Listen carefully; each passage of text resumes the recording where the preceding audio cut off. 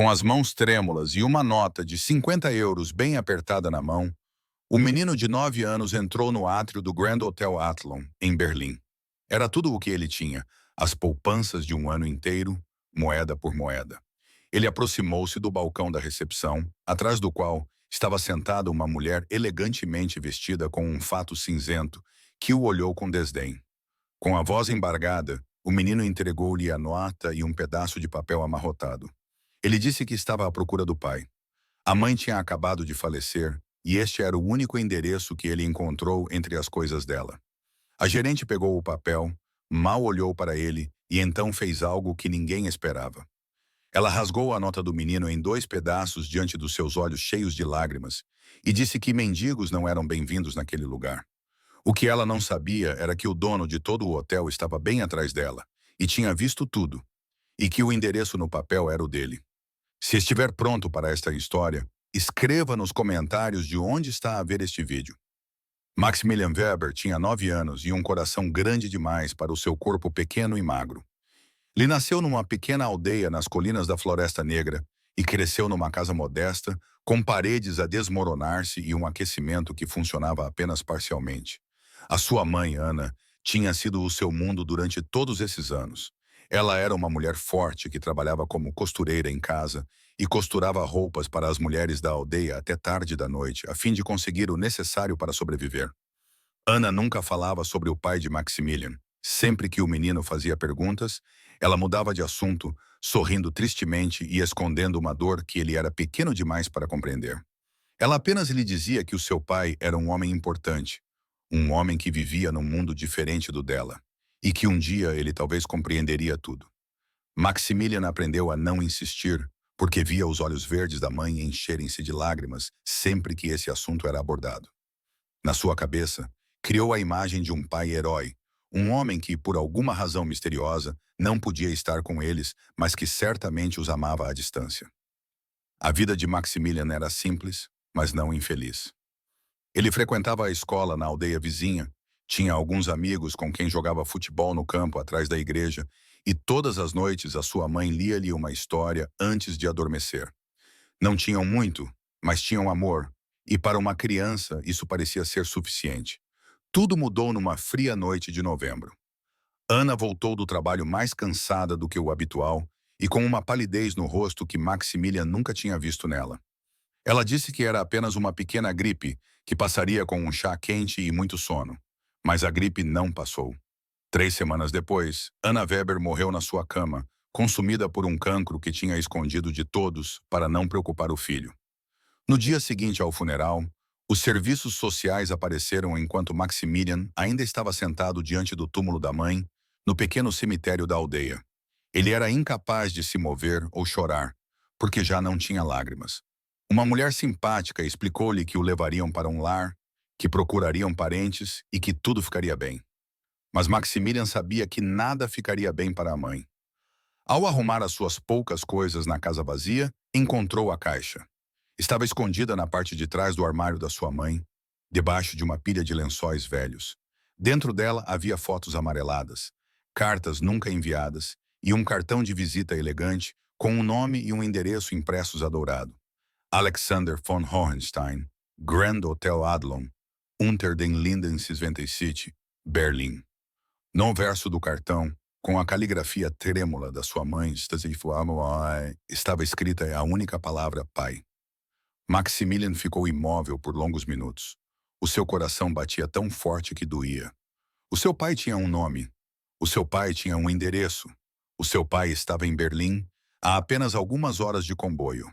Em vez de esperar que os serviços sociais o fossem buscar, Maximilian pegou naquela noite na sua pequena mala, nos 50 euros que tinha poupado durante um ano para comprar uma bicicleta e no cartão de visita do seu pai.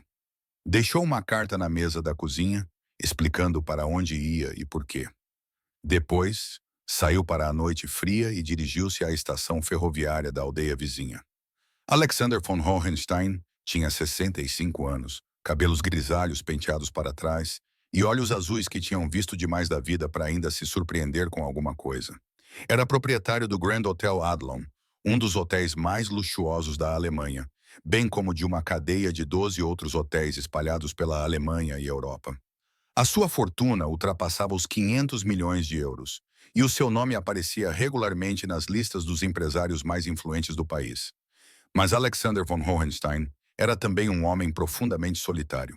O seu filho legítimo, Marcos, tinha morrido num acidente de carro há 10 anos, deixando-o sem herdeiros. A sua esposa, Elizabeth, tinha-o abandonado pouco depois, incapaz de suportar a dor da perda. Desde então, ele vivia na suíte da cobertura do Adlon, rodeado de luxo, mas sem qualquer calor humano. Poucos sabiam que Alexander guardava um segredo que o atormentava há quase 10 anos. 30 anos antes, quando ainda era um jovem empresário em ascensão, ele teve um amor de verão chamado Ana, na Floresta Negra. Ela era uma costureira da aldeia, linda e simples, com olhos verdes que o encantaram. Ele prometeu-lhe o mundo, jurou que voltaria para levá-la para Berlim e casar-se com ela. Mas a vida tinha outros planos. A sua família obrigou-o a casar com Elizabeth, filha de um importante banqueiro, para salvar a empresa familiar da falência. Ele obedeceu, escolheu o dever em vez do amor e nunca mais voltou àquela pequena aldeia nas colinas da Floresta Negra. Só anos mais tarde soube, através de um detetive particular, que Ana tinha tido um filho, nascido exatamente 9 meses após o seu último verão na Floresta Negra. Tentou contactá-la e enviou-lhe dinheiro que ela sempre devolveu e tentou construir uma ponte que ela sistematicamente recusou atravessar. Ana não queria nada dele, nem para si, nem para o filho. Alexander respeitou a sua decisão, mesmo que ela lhe partisse o coração pela segunda vez. Continuou a monitorizar a situação à distância e garantiu que não lhes faltasse nada, sem que Ana soubesse. Nos últimos meses, porém, os relatórios do detetive tornaram-se cada vez mais preocupantes. Ana estava gravemente doente e recusava qualquer ajuda. Então, 3 dias antes, chegou a notícia que ele temia há muito tempo.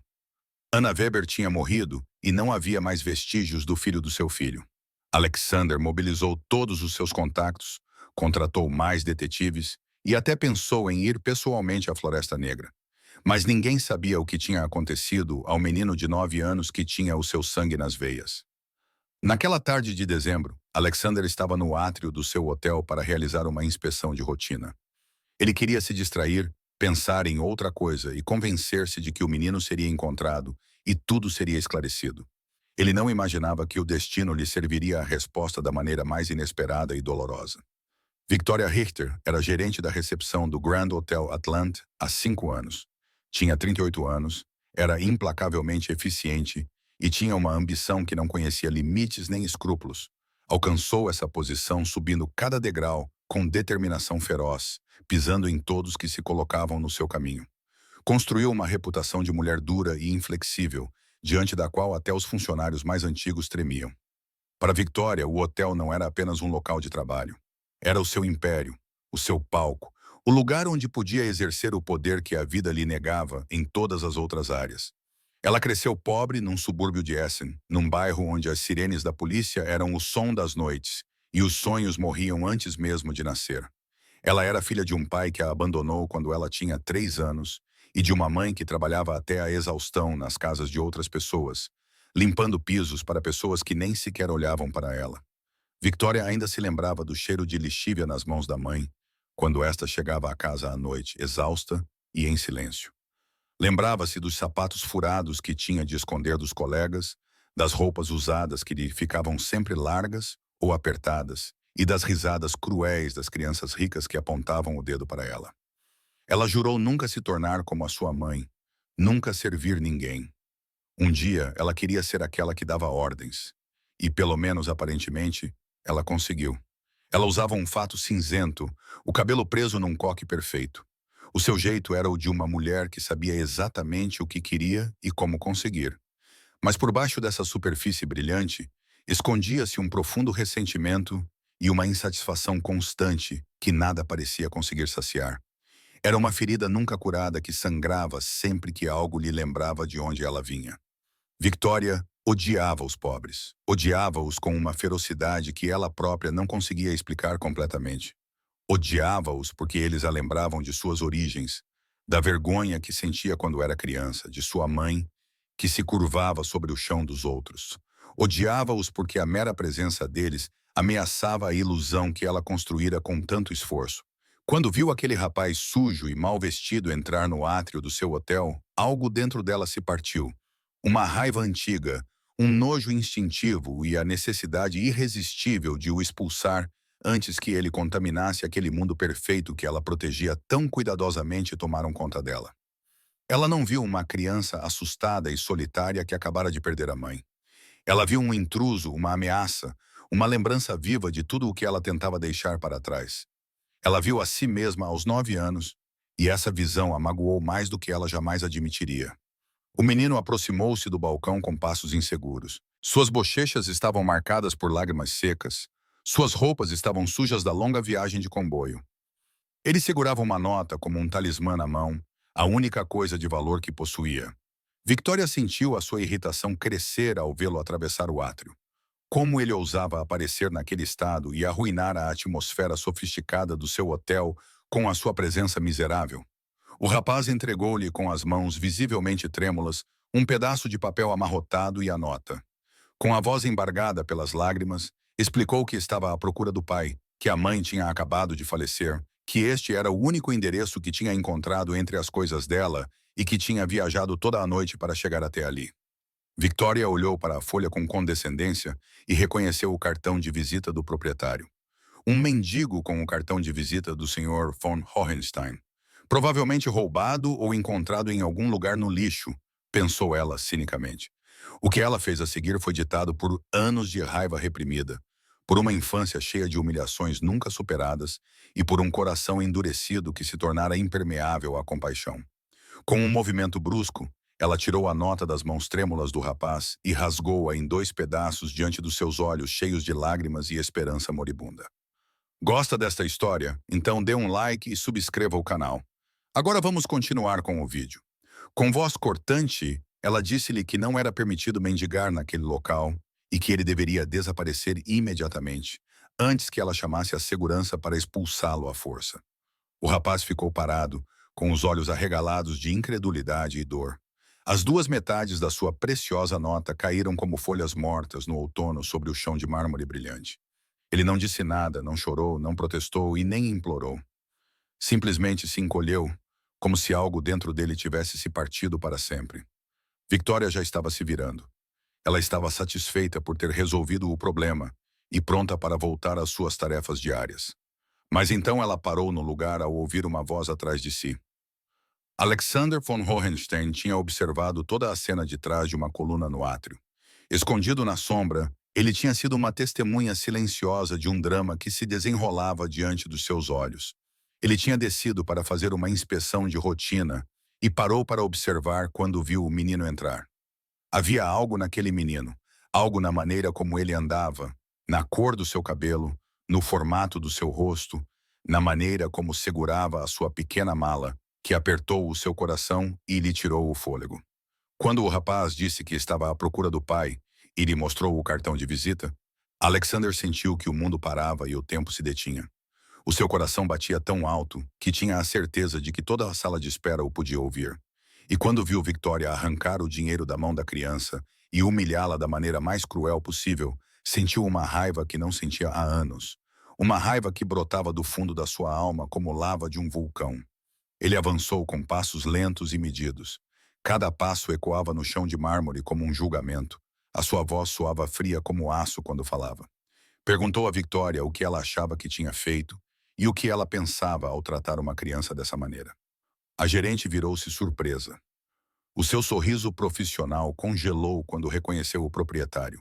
O homem a quem ela tinha mostrado o seu melhor lado durante anos. O homem cuja aprovação ela tinha procurado tão desesperadamente. Ela começou a justificar-se, gaguejando algo sobre mendigos e a reputação do hotel, sobre protocolos e regulamentos. Mas Alexander interrompeu-a com um gesto da mão que não tolerava contradição. Ele ajoelhou-se diante do menino e ignorou Victoria completamente, como se ela não fosse mais do que uma mosca na parede. Com uma voz trêmula de emoção reprimida, perguntou gentilmente ao menino o seu nome. O menino, ainda em choque, respondeu com voz trêmula que se chamava Maximilian. Maximilian Weber, e que a sua mãe se chamava Anna. Anna Weber, da Floresta Negra. Alexander sentiu as lágrimas subirem aos olhos. Pela primeira vez desde a morte do seu filho Marcos, há 10 anos, num terrível acidente de carro. Ele olhou para aquele rosto jovem e reconheceu as feições de Ana. Os olhos verdes pelos quais se apaixonara há 3 anos, a covinha no queixo que tantas vezes beijara. Mas também reconheceu algo de si mesmo. O formato do nariz, a linha do maxilar. Era algo que não podia ser negado ou ignorado, por mais que se tentasse.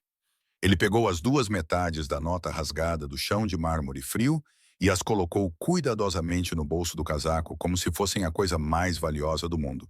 Então, ele fez algo que deixou todos os presentes sem palavras e que seria comentado nos corredores do hotel por muitos anos. Abraçou aquele menino sujo e trêmulo como se fosse a coisa mais preciosa do mundo, como se tivesse esperado toda a sua vida por aquele momento. Ele o segurou firmemente contra o peito, enquanto o menino finalmente se entregava a um choro libertador que parecia não ter fim. Toda a dor, o medo e a solidão das últimas semanas irromperam dele como uma barragem que finalmente se rompe. Victoria observava a cena com um horror crescente. A cor desapareceu do seu rosto, enquanto ela lentamente começava a compreender a magnitude do seu erro, a catástrofe que tinha causado a si mesma. Ela tentou aproximar-se dele, explicar-se e pedir desculpas, encontrar as palavras certas. Mas Alexander deteve-a com um olhar que a perfurou como uma lâmina e fez o sangue nas suas veias gelar. Ele disse-lhe com uma voz baixa, mas trêmula de raiva controlada, que tinha visto tudo. Cada palavra, cada gesto, cada momento da sua crueldade. Disse-lhe que aquela criança que ela tratava como lixo, humilhava e rebaixava, era seu filho, seu próprio sangue, e que ela tinha cometido o pior erro da sua miserável carreira. Um erro pelo qual pagaria caro. Naquela noite, enquanto Maximilian dormia exausto numa das mais belas suítes do hotel, pela primeira vez na vida envolto em lençóis de seda, com o estômago cheio e a certeza de que não estava mais sozinho no mundo, Alexander fez algumas ligações importantes. Ligou para o seu advogado para iniciar os trâmites legais para o reconhecimento. Além disso, informou os serviços sociais que o rapaz desaparecido tinha sido encontrado e que ficaria com o seu pai biológico. Também ligou ao seu médico pessoal para que Maximilian fosse examinado minuciosamente. Por fim, ligou para o Departamento de Recursos Humanos e deu instruções muito específicas sobre Victoria Richter. Victoria Richter foi convocada para o seu escritório na manhã seguinte. Ela pensou que tinha sido chamada para uma conversa, talvez para uma suspensão temporária ou uma advertência, algo que ela poderia sobreviver de alguma forma. Ela não imaginava o que a esperava. Não imaginava que a sua vida, cuidadosamente construída, estava prestes a desmoronar. Na manhã seguinte, o sol de inverno entrava pelas grandes janelas do escritório de Alexander von Hohenstein, no último andar do Grand Hotel Adlon. Victoria Richter entrou no escritório com passos incertos. A sua habitual postura arrogante tinha sido substituída por um medo palpável. Ela tinha passado a noite sem dormir, a pensar no que tinha acontecido e a procurar uma maneira de justificar o injustificável. Alexander estava sentado atrás da sua secretária de mogno. O seu rosto era impenetrável e os seus olhos não revelavam qualquer emoção. Ele deixou-a sentar-se à sua frente e ficou em silêncio por longos momentos, deixando que o peso desse silêncio a oprimisse. Então, começou a falar. Contou-lhe a história de Anna Weber, a mulher que amara e abandonara há 30 anos. Falou do filho que nunca conhecera, do remorso que o consumira todos esses anos e das buscas desesperadas das últimas semanas. Descreveu a viagem que aquele menino de 9 anos tinha feito sozinho, atravessando metade da Alemanha, com as suas poupanças de 50 euros, e uma esperança no coração que tinha sido pisoteada. Victoria tentou dizer algo, defender-se, mas Alexander levantou a mão para a impedir. Ele disse-lhe que compreendia o seu comportamento. Ele sabia da sua infância difícil, das humilhações sofridas e da raiva que se transformou em crueldade. Mas compreender não significava perdoar, e explicar não significava justificar. Ele disse-lhe que a sua demissão já tinha sido processada, que ela não receberia nenhuma carta de recomendação e que a sua carreira na indústria hoteleira de luxo tinha chegado ao fim. Mas não foi só isso. Ele anunciou que faria uma doação significativa a várias organizações que ajudam crianças em situações difíceis, em nome de Maximilian. Victoria saiu do escritório com lágrimas nos olhos. Ao passar pela última vez pelo átrio, o seu olhar cruzou-se com o de Maximilian, que tomava o pequeno almoço no bar do hotel com o pai recém-encontrado. No rosto daquela criança, ela não viu ódio, nem rancor, nem desejo de vingança. Havia apenas uma tristeza antiga e uma nova esperança que começava a florescer. E por um momento, Victoria viu-se aos 9 anos, pobre, sozinha e desesperada, ansiando por ser vista, amada, pertencer a algum lugar. Esse era o seu verdadeiro castigo. Não a demissão, não a vergonha pública, não o fim da carreira, mas a consciência de ter se tornado exatamente o tipo de pessoa que a magoara quando era criança. 6 meses depois daquela manhã de dezembro, a vida de Maximilian estava completamente irreconhecível. Alexander o reconhecera legalmente como seu filho, e os dois começaram a construir o relacionamento que deveriam ter tido desde o início. Não tinha sido fácil, e nenhum dos dois jamais fingiu que tinha sido. Houve momentos de raiva em que Maximilian gritava que não o conhecia, que ele não tinha o direito de bancar o pai depois de todos aqueles anos de ausência. Houve momentos de incompreensão em que pareciam falar duas línguas diferentes. Houve momentos de dor por todos os anos perdidos. Mas, dia após dia, pequeno almoço após pequeno almoço e passeio após passeio no Tiergarten, algo cresceu entre eles. Alexander descobriu no seu filho uma sensibilidade e uma força que o comoviam profundamente. Maximilian não encontrou no seu pai o herói perfeito que imaginava quando era criança, mas um homem imperfeito e vulnerável que tentava, com tudo o que tinha, reparar os erros do passado. Alexander também queria honrar a memória de Anna de todas as formas possíveis. Mandou restaurar o seu túmulo no pequeno cemitério da aldeia da Floresta Negra. Criou uma bolsa de estudos em seu nome para as jovens costureiras da região. Certificou-se de que a sua história fosse lembrada com respeito e gratidão por todos que a conheceram. Maximilian já não vivia no hotel, mas num apartamento que Alexander comprara especialmente para ela, um lugar que podiam chamar de lar. Ele frequentava uma escola privada em Berlim, mas insistia em manter o contato com os seus antigos amigos da aldeia.